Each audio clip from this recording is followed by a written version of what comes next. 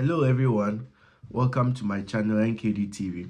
And as you know, we are very dedicated in educating our viewers from getting scammed and knowing how to invest into a land. Now, the last time we spoke about purchasing a land in Ghana and the three categories of people that are allowed to buy a land in Ghana. So today we are going to look at this thing, change of use of a land. Okay, so most people do come to me and they'll be like, oh, we bought a land as a farmland, but then it got to a point we wanted to use it for a commercial purposes, and now the chiefs and the local assembly is giving them trouble. Yes. So this is it. When you buy a land from the owners, the chiefs, or whoever that sold the land to you, being it a freehold or a lease interest or a grant, what happens is that the use of the land is stated clearly in your indenture, in your allocation paper. So for instance, maybe you bought a land in Kumasi or you bought a land in Accra to be used for a poultry farm. Okay, so a poultry farm is a farm business. So what it means is that the land is being granted to you to use for farming purposes. Now, you get to a point that you feel that no, you want to change the use. You want to use it for a residential area or a commercial business. What happens is that you have to go back to the person who sold the land for you. And now note, although the land is for the chief, it's a family land, it's a stool land, but then it has to, whatever that you are doing on that land must confirm with the local governance act. There is a local governance act. There is a land use and special planning act. So whatever that you are using the land for must comply with whatever that it is.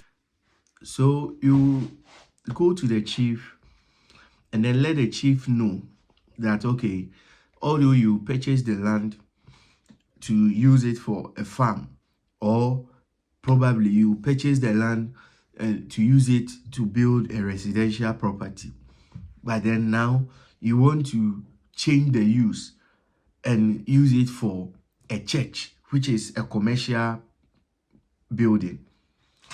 Once you go to the chief and explain to them, you have to go to the municipal assembly, the district that the land is situated in, because as I said earlier, although the land belongs to the chief, but then it confirms or comply with the act of the local governance. So that is why when you are building, you need a permit from the district assembly. You need a permit from the municipal assembly, because they must come and make sure that the property that you want to put there conforms or it complies with the act, the Local Governance Act 2016. Okay, so now, if maybe you bought the land and then, just as I said earlier, you bought the land to be used for a farm, a poultry farm, and then it got to a time you want to reuse it again. If you change the usage without informing the chief, it's a breach of interest. It is wrong. You allow the land for a re-entry. So because you are not using it for farming purposes again, the chief has the right to resell the land, because the purpose of which the land was bought has been changed, irrespective of whatever lease interest that they gave you. A typical example that mostly people come to me is like the churches. They will go to, for instance, East Legon and go and buy a land in East Legon. East Legon is a residential place. There are parts that are registered as residential place. So for instance, you buy a land in a residential area. When you go to the local planning at the district, they have all the usage of the land. So you bought it at a residential property. Now you want to use it to build a church. It doesn't conform with the Local Governance Act. It doesn't conform with the community, the purpose of the community. That's why when you go to a very good law-abiding community, people can sue you and your property is going to be demolished, irrespective of whatever level that you have gotten. So in order to avoid those things, when you get a land, the first thing is, after getting your indenture and everything, going to register it at Lands Commission. Although, yes, they are going to do those search for you. But then whatever that you want to do, you have to go to the municipal assembly. Tell them that this is what you want to use the property for. They will give you a permit. Now, let me educate you on this. People go when your architectural drawings, your structural drawings are ready and you want to build, you need a permit. The district will have to give you a permit to go on before you can go on. Now, the importance of that permit is that maybe in the near future, maybe government wants to construct roads, and unfortunately your property is being affected by the road. With that permit, you are entitled to compensation. The government is going to compensate you and give you something that is equal or more than the property that you are in now. If you don't have a permit, you give them the go-ahead to just demolish your. People normally build without permit. And it is as a result of whatever is happening in the assembly, because when you go there, they want to make their monies from you, and most of the times it's about 40% of that monies that goes into the government coffers. These are some of the things that you can do to bring down the money. Number one, when you go, they will ask you, they want to do a geotech report for you. You can do it yourself. Don't allow the district to do it for you.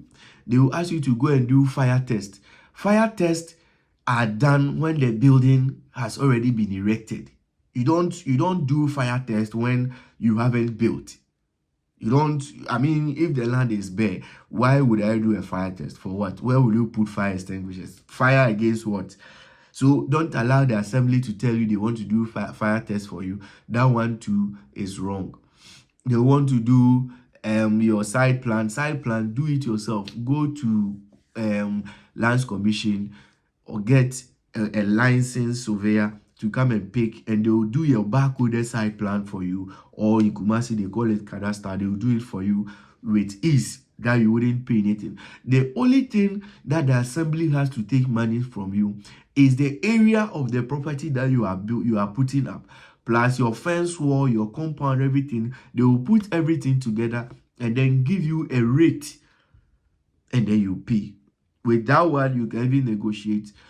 If they accept your negotiations, fine. If they don't accept, then you pay. Then they will give you, before they will give you a temporary permit, and then with time, the permit, the certificate itself will come.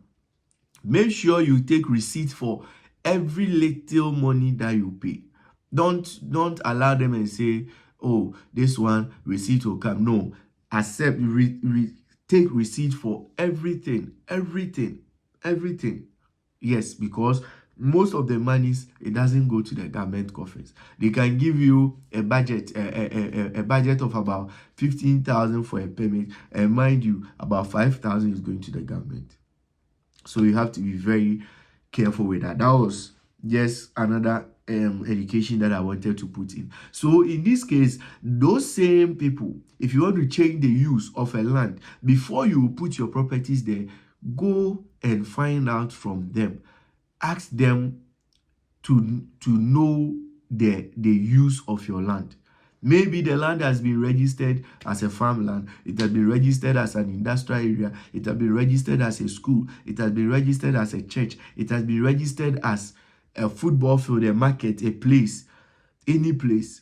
Just make sure that you change the use to a residential area before you build your house, because if it is in the land of a school, tomorrow they will come and demolish it, because that's not the purpose with which the land is supposed to be used for. So now, in summary, don't just build.